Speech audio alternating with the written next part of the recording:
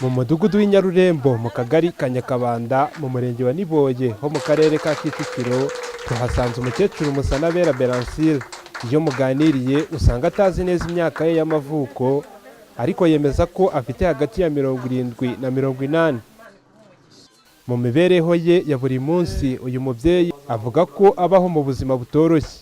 Ikindi kandi ngo mu buzima bwe bwose amaze atuye mu mujyi wa Kigali ngo nta muriro w'amashanyarazi yari yarigeze mu nzu ye. Bampaye umuriro kuko nta muriro nari mfite. Nacanaga buje, mbese nkacana buje mu majoro abiri ndacanaga enye. Urabyumva? None ubu nta buje nkicana. Urumva rero ko bakoze neza, bakoze igikorwa kidasubirwaho. Kose wabura kutabashimira? Kuko nabashimira mu izina rya Yesu kuko bakoze. Imana ibaho umugisha aho bagenda hose. Ubuyobozi bw'umudugudu atuyemo buvuga ko Musanabera ari we muturage wenyine wabaga mu nzu itagira umuriro w'amashanyarazi mu mudugudu wose.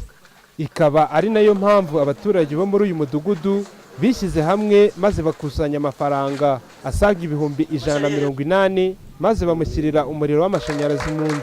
Ubwo abaturage bo mu mudugudu atuyemo bari mu muhango wo kwishimira igikorwa cy'urukundo bakoze, uyu mubyeyi Musanabera yafashe umwanya arabashimira, yemera ko azajya akora uko ashoboye akajya agura umuriro wo muri Cash Power, ariko ko akeneye ubundi bufasha bw'uruzitiro bw'inzu ye mu rwego rw'umutekano.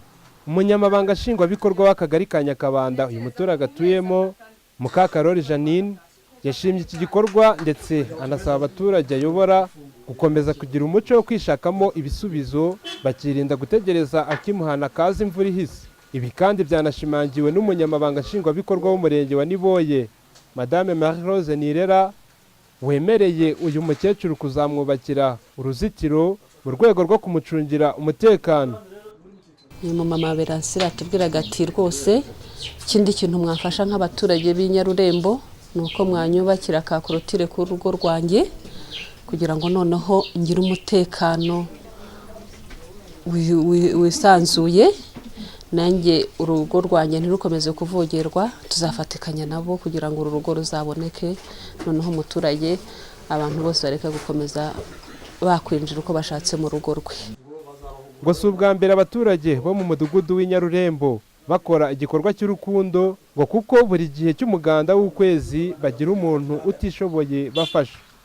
Mu rwego rwo kwishimira igikorwa cy'indashyikirwa cyo kuremera umukecuru bamuha umuriro w'amashanyarazi, abaturage bo mu mudugudu w'inyarurembo mu kagari ka Nyakabanda bahuriye mu rugo rw'uyu mukecuru maze bakora igikorwa cy'ubusabane, bafata ibinyobwa bitandukanye ndetse bafata n'ikigori.